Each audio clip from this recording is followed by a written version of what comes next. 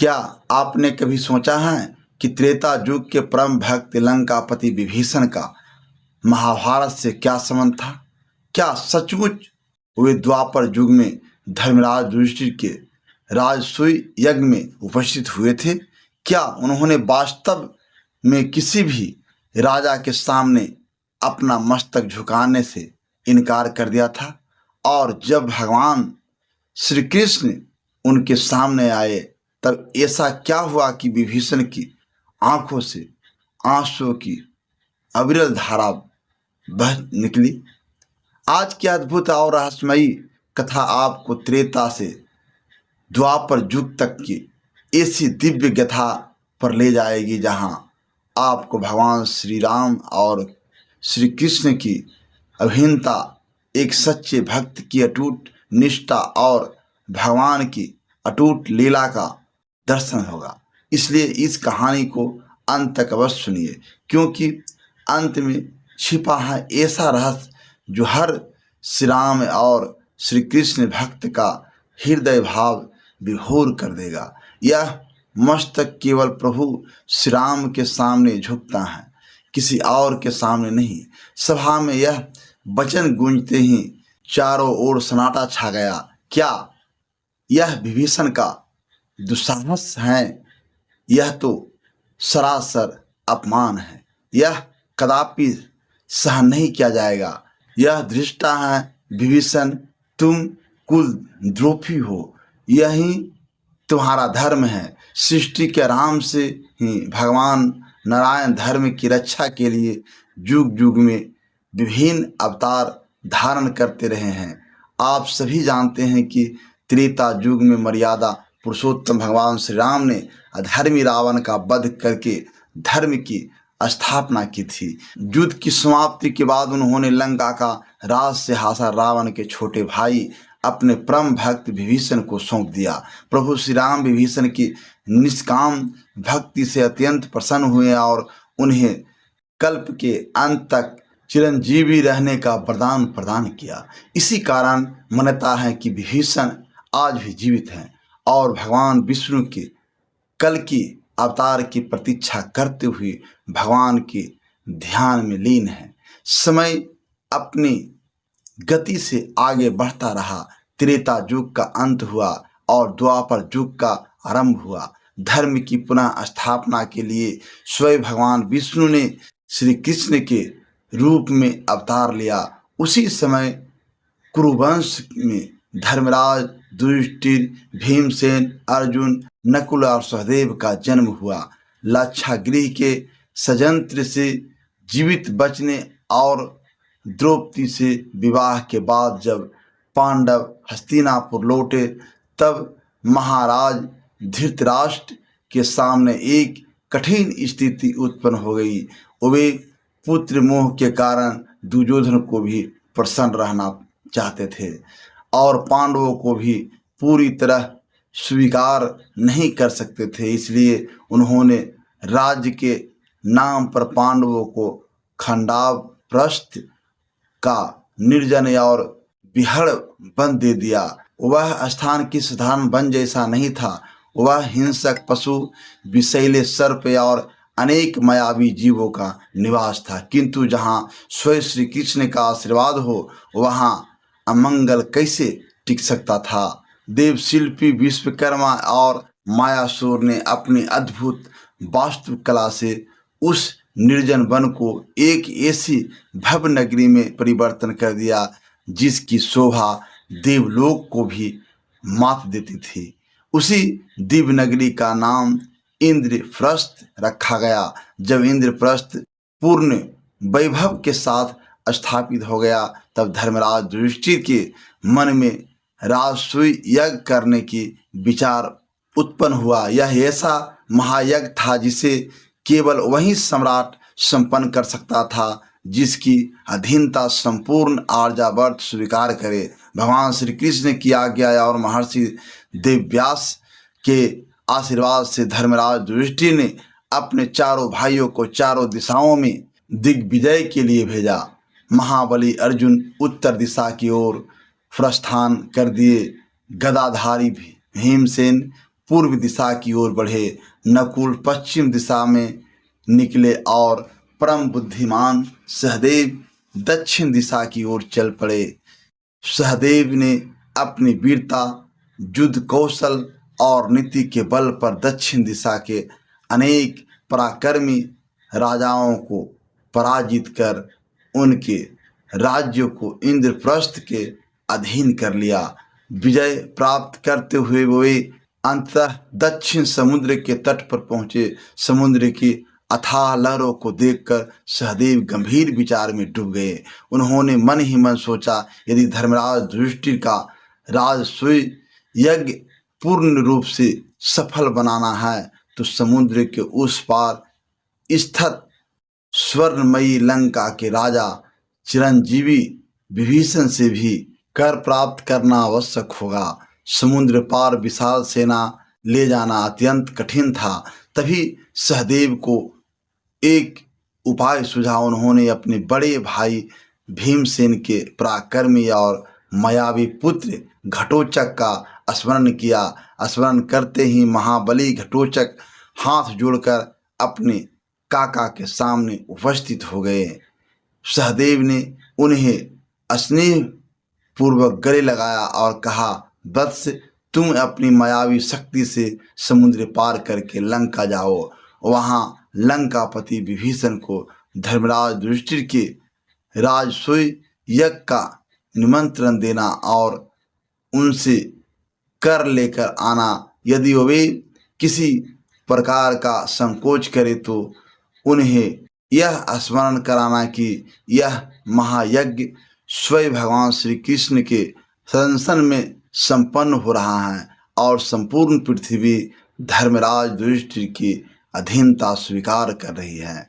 घटोत्कच ने आज्ञा स्वीकार की, अपने विशाल शरीर को आशा में उछाला और वायु के वेग से समुद्र पार करते हुए स्वर्णमयी लंका की ओर प्रस्थान कर दिया।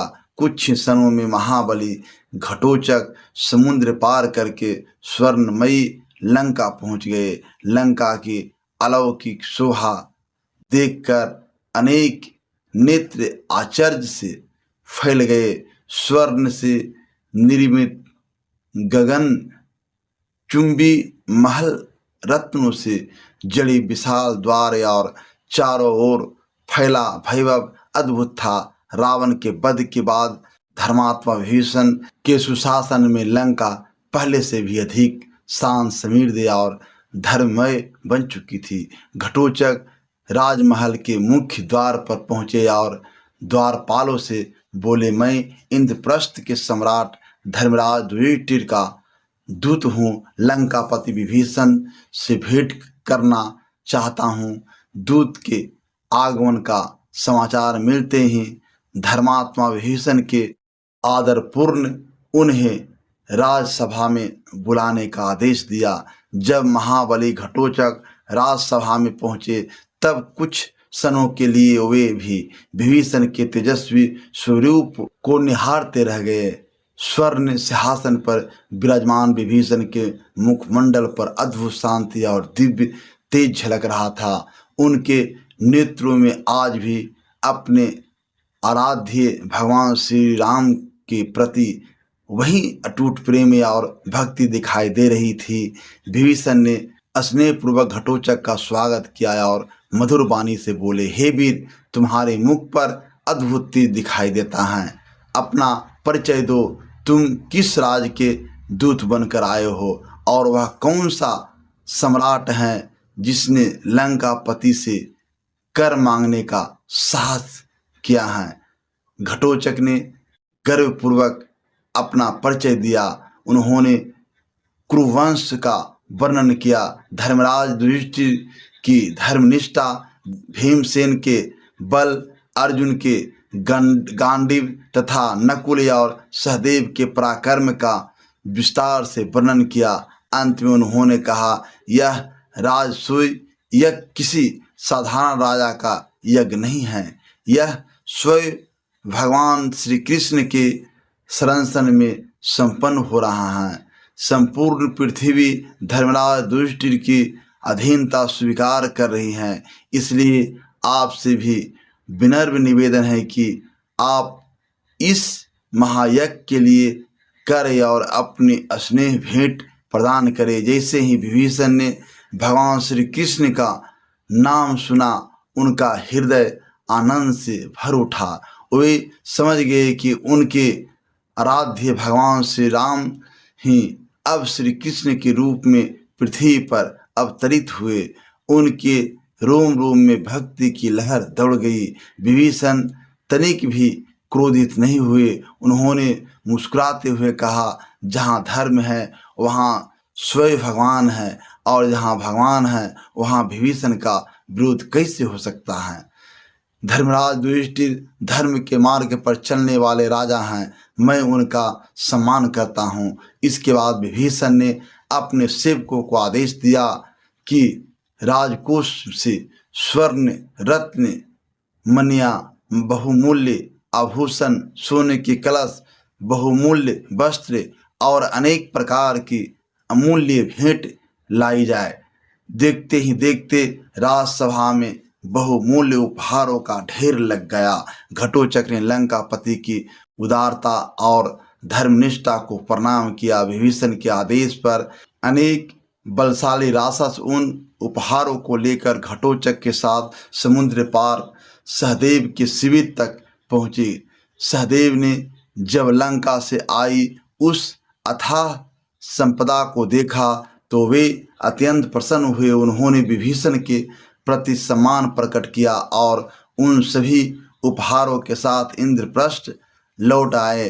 धर्मराज युधिष्ठिर ने अपने छोटे भाई सहदेव को हृदय से लगाया और लंकापति विभीषण द्वारा भेजी गई स्नेह भेंट को बड़े आदर के साथ स्वीकार किया। कुछ ही समय बाद राजसूय यज्ञ की तैयारियां पूर्ण हो गई। राजसूय यज्ञ के शुभ अवसर पर आर्यावर्त के कोने कोने से राजा, महाराजा, ऋषि मुनि और अनेक महान योद्धा इंद्रप्रस्थ पहुँचे। यज्ञशाला की भव्यता देखते ही बनती थी।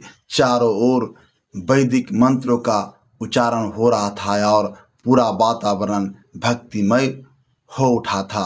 प्राचीन वर्णनों के अनुसार 7 चिरंजीवियों में से एक लंकापति विभीषण भी उस राजसूय यज्ञ में सम्मिलित होने के लिए इंद्रप्रस्थ पहुँचे। उन्होंने इंद्रप्रस्थ की अद्भुत शोभा और मायासुर द्वारा निर्मित उस दिव्य सभा को देखकर प्रसन्नता व्यक्त की।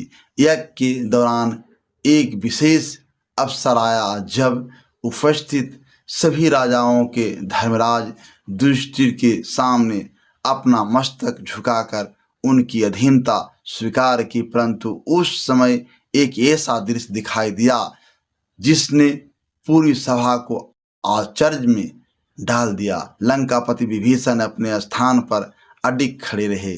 उन्होंने न तो धर्मराज युधिष्ठिर के सामने अपना मस्तक झुकाया और न ही अपनी अधीनता स्वीकार की।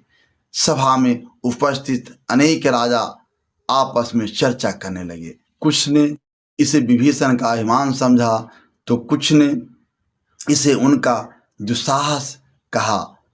जब विभीषण से इसका कारण पूछा गया तब उन्होंने अत्यंत शांत किंतु दृढ़ स्वर में उत्तर दिया, मैं किसी का अपमान नहीं कर रहा हूँ, परंतु यह मस्तक केवल और केवल मेरे प्रभु मर्यादा पुरुषोत्तम श्री राम के चरणों में झुकता है। मैंने अपना जीवन, अपना सर्वस्व और अपना मस्तक त्रेता युग में ही उनके चरणों में समर्पित कर दिया था। अब इस मस्तक पर किसी अन्य का अधिकार नहीं है, चाहे वह पृथ्वी का कोई सम्राट हो या स्वर्ग का राजा इंद्र। मैं किसी अन्य के सामने अपना सिर नहीं झुका सकता। विभीषण के इन वचनों को सुनकर पूरी सभा स्तंभ रह गई। उसी समय यज्ञशाला के मुख्य द्वार से भगवान श्री कृष्ण और उनके बड़े भाई बलराम का आगमन हुआ। द्वारकाधीश श्री कृष्ण को आते देखकर धर्मराज युधिष्ठिर तुरंत अपने सिंहासन से उठ खड़े हुए। अर्जुन उनके स्वागत के लिए आगे बढ़े और सभा में उपस्थित सभी राजा, ऋषि तथा महारथी श्रद्धा पूर्वक भगवान श्री कृष्ण को प्रणाम करने लगे, किंतु विभीषण अभी भी अपने स्थान पर शांत भाव से खड़े रहे। उनकी दृष्टि में केवल उनके आराध्य भगवान श्री राम ही बसे हुए थे। भगवान श्री कृष्ण ने जैसे ही अपने परम भक्त विभीषण को देखा, उनके मुख पर मधुर मुस्कान छा गई। वे समझ गए कि उनका यह भक्त आज भी त्रेता युग की स्मृतियों में अपने प्रभु श्री राम को ही खोज रहा। अपने भक्त की भक्ति का सम्मान करने और उसके संशय को दूर करने के लिए भगवान श्री कृष्ण ने अपने योग माया प्रकट की। क्षण भर में विभीषण की आंखों के सामने का दृश्य बदल गया। उन्हें श्री कृष्ण के श्यामल स्वरूप में साक्षात मर्यादा पुरुषोत्तम भगवान श्री राम के दर्शन होने लगे। उनके हाथों में सुदर्शन चक्र के स्थान पर कोंडंड धनुष दिखाई देने लगा। जब उन्होंने बलराम की ओर देखा तो उनमें उन्हें भगवान लक्ष्मण के दर्शन हुए। उस एक क्षण में विभीषण के लिए त्रेता और द्वापर का सारा भेद समाप्त हो गया। वे समझ गए कि श्री राम और श्री कृष्ण दोनों एक ही परमात्मा के दिव्य स्वरूप हैं। युग बदल सकते हैं, नाम बदल सकते हैं, स्वरूप बदल सकता है, लेकिन परमात्मा एक ही है। यह दिव्य दर्शन पाकर विभीषण की आंखों से आंसू की अविरम धारा बह निकली। वे भाव विभोर होकर दौड़ते हुए भगवान श्री कृष्ण के चरणों में गिर पड़े और पुकार उठे, हे प्रभु, हे श्री राम, आज आपने अपने भक्त पर असीम कृपा कर दी। भगवान श्री कृष्ण ने प्रेम पूर्वक विभीषण को उठाया और उन्हें अपने हृदय से लगा लिया। वह दृश्य इतना भावुक था कि वहां उपस्थित सभी राजा और ऋषि उस दिव्य मिलन को देखकर मंत्रमुग्ध रह गए। राजसूय यज्ञ पूर्ण हुआ और धर्मराज युधिष्ठिर का यज्ञ चारों दिशाओं में फैल गया। समय बीतता गया। इसके बाद धूर्त गिरा हुई द्रौपदी का चीरहरण हुआ और पांडवों को वनवास भोगना पड़ा। अंततः वह समय भी आ गया जब कुरुक्षेत्र की पवित्र भूमि पर धर्म और अधर्म के बीच महायुद्ध प्रारंभ हुआ। संपूर्ण आर्यावर्त के राजा किसी न किसी पक्ष में सम्मिलित हो चुके थे। ऐसे में सभी के मन में एक ही प्रश्न था कि लंकापति विभीषण इस युद्ध में किसका साथ देंगे। यदि वे अपनी मायावी राक्षस सेना के साथ किसी एक पक्ष में उतरते तो उच्च पक्ष की विजय लगभग निश्चित हो जाती, किंतु विभीषण ने इस महायुद्ध में किसी भी पक्ष का साथ नहीं दिया। वे पूरी तरह तटस्थ रहे। उन्होंने ऐसा इसलिए किया क्योंकि वे भली भांति जानते थे कि यह कोई साधारण युद्ध नहीं बल्कि स्वयं भगवान श्री कृष्ण की दिव्य लीला है। वे यह भी जानते थे कि भगवान ने इस युद्ध में शस्त्र न उठाने का संकल्प लिया है और केवल सारथी बनकर धर्म की स्थापक का कार्य कर रहे हैं। विभीषण समझ चुके थे कि जब स्वयं भगवान अपनी इच्छा से यह सब करा रहे हैं तब एक भक्त का कर्तव्य उनकी इच्छा में हस्तक्षेप करना नहीं बल्कि उसका सम्मान करना है। त्रेता युग में उन्होंने अपने ही भाई रावण का विरोध करके धर्म और श्री राम का साथ दिया था। द्वापर युग में उन्होंने भगवान की इच्छा को सर्वोपरि मानते हुए युद्ध में दूर रहकर भी धर्म का पालन किया। उन्होंने संसार को यह शिक्षा दी कि सच्चा भक्त वही है जो अपने आराध्य की इच्छा को ही अपना धर्म मान ले। समय के साथ महाभारत का युद्ध समाप्त हुआ, धर्म की विजय हुई और द्वापर युग का भी अंत हो गया। किंतु भगवान श्री राम के वरदान के कारण लंकापति विभीषण आज भी चिरंजीवी माने जाते हैं। मान्यता है कि वे आज भी इस पृथ्वी पर अदृश्य रूप से विद्वान है और भगवान विष्णु के कल की अवतार की परीक्षा कर रहे हैं। विभीषण का जीवन हमें यह सिखाता है कि युग बदल सकते हैं, परिस्थितियाँ बदल सकती हैं, लेकिन सच्चे भक्त की भक्ति कभी नहीं बदलती। जिसने त्रेता युग में श्री राम को पहचाना, उसी ने द्वापर में श्री कृष्ण में भी अपने प्रभु के दर्शन कर लिए। परमात्मा का स्वरूप बदल सकता है, परंतु उनका प्रेम और अपने भक्त के प्रति उनकी करुणा कभी नहीं बदलती। दोस्तों, अगर इस कहानी ने आपके हृदय को स्पर्श किया हो और आपको भगवान श्री राम, भगवान श्री कृष्ण तथा परम भक्त विभीषण की अद्भुत भक्ति से कुछ सीखने का अवसर मिला हो, तो इस वीडियो को एक लाइक अवश्य करें। आपकी एक छोटी सी लाइक इस कहानी को अधिक से अधिक लोगों तक पहुंचाने में हमारी बहुत सहायता करती है। इस दिव्य कथा को अपने परिवार, मित्रों और सभी भगवान भक्तों के साथ अवश्य साझा करें, ताकि वे भी इस प्रेरणादायक प्रसंग का लाभ उठा सके।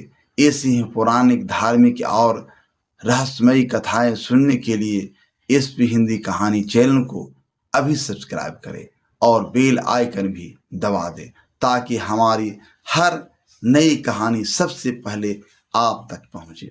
आपका प्रेम और विश्वास ही हमारी सबसे बड़ी प्रेरणा है। बहुत बहुत धन्यवाद। प्रेम से बोलिए जय श्री राम, जय श्री कृष्ण।